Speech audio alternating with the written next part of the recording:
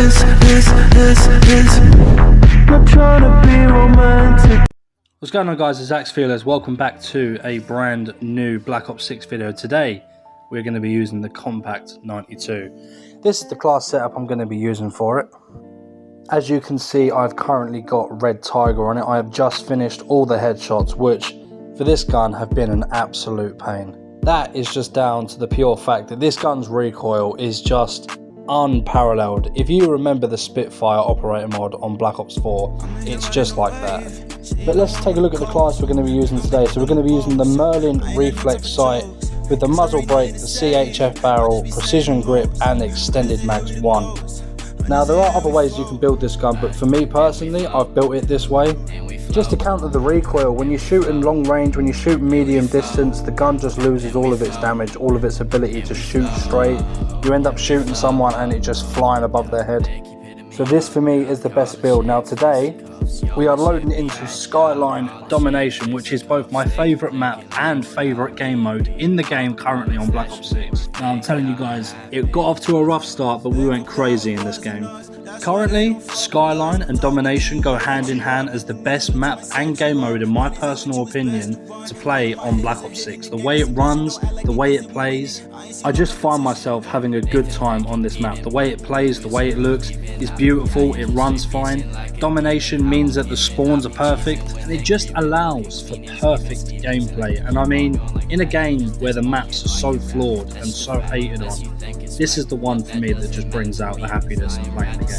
Now currently, using the Kompact, this will be my third gun out of I think a total of 33 that I'll have gold. I've currently got the C9 and the Jackal gold. The way I did the Jackal was a little bit weird. Much like other people, I had to load into stakeout and either camp around the corners, or I would just lie down in the flower bed, throw some smokes, and I'd use the thermal sight just to beam the headshots, occasionally get the spawn trap. But honestly, that game mode at the moment is filled with the most sweaty people that Black Ops could ever offer. So I've taken it back to normal hardcore just to enjoy myself a little bit, at the same time as getting these camos done. Another thing I have noticed as well is when you're in a party of people and you're queuing up as a 4, 5 or 6 man, it seems to me that the skill-based matchmaking gets confused because those lobbies seem to be a lot easier. I mean, currently I'm playing at like a 1.2, 1.3 KD at most, which has just led me to get my ass handed to me every single game. I've really not been having a good time unless I'm playing this map with this game mode. But while streaming earlier and playing with a couple of pals in a 5-man, it seemed that the lobbies were so much easier, you know? People weren't consistently shooting me back, people weren't trying as hard or sweating as hard. I think it confuses the skill-based matchmaking. It doesn't know where to put it on the average player, so it dials it back massively, which seems to be the way to play the game at the moment. I mean, with Omni movement introduced into the game, you're going to encounter the most sweaty people that are absolutely try-harding on their sticks, trying to get the clips, trying to move as if their life depended on it and they were ranking up to the highest level of ranked, even though that's not going to be included until late in November, which I'm hoping takes half the sweat away, because honestly, this game is enjoyable, it's fun, I'm having a good time. I'm playing it nicely, it's giving me good memories, and everything about this game is built to be a good game. It is something that we will look back on and think, wow, this was a great Call of Duty. But I genuinely think that boils down to the map logic, and the maps they're going to introduce on Season 1, November 14th, when that comes out.